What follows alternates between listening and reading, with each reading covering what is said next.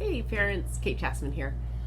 One thing a lot of parents worry about is the learning environment that their kids have, especially for like a place where they do their homework.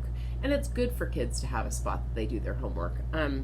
But you're going to want play around with it with your own child to see which environment works the best for them. A lot of parents feel this need to like buy them a desk and put it in their room and have them go to their room to do their homework. And a lot of kids will get to this desk that they're supposed to do their work and say, I don't want to be here. I had two daughters. I raised two daughters. And my oldest daughter, I will say, we bought her this lovely desk and she had this whole little setup. I don't think she ever sat at that desk. It was a place to house objects. My other daughter, she spent every day after school, she would be at her desk and she would do her work, and that's where she wanted to do her work.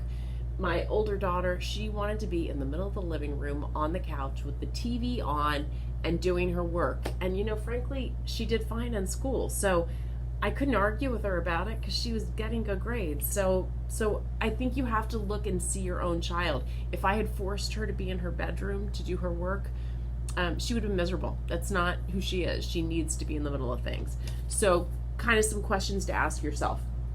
Do they need quiet? Do you really think that's super essential? They might truly need quiet, and they might agree that they might need quiet. So you have to figure it out with them to decide what's best for them and their brain and how they work. Do they need to be separate from their siblings? Can they be with their siblings or with you guys, with the parents, the adults in the house?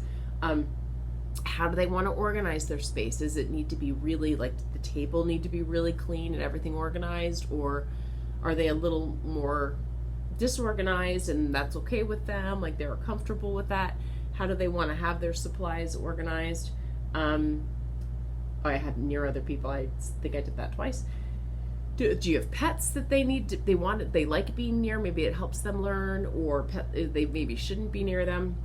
Maybe you start to tinker with it a little bit and you find that they really are the most settled and calm and focused when they're under the big tree in your backyard, or you take a walk to the park and they play a little bit and then they can sit, in the shade somewhere and do their reading or their math page or whatever it is they have to do. So start to help them figure it out. Maybe they like to have music in the environment. A lot of people really enjoy music. Maybe they actually learn better and stay focused better when there is that other person in the room with them, either a sibling or a pet. Or my kids, a lot of the time, especially my older one who didn't want to be in her bedroom, she loved sitting at the little island in our kitchen while I cooked dinner, and she would just sit and do her homework, and we would chat while she was doing it, because she needed that study buddy kind of thing. That just worked for her. So don't have a preconceived idea of what's going to be best for them. Get really curious with them and just start to tinker around with it and see what do they like the most and how does my child learn the best. You can even do things like, I think I mentioned before, you can, on the drive on the way to school, you can quiz them about a couple things if that's fun for them, or like throwing learning in times that isn't just your homework time. It's kind of a fun way for them to try to test themselves to see if they can remember their math facts or their sight words or whatever. And it's a way to sort of connect with you. So often I think when we're, driving to work and driving to school and going to the grocery store and doing all the errand things we have to do, it's really easy to sort of get in that hamster wheel, right? And you're not really even enjoying the moment.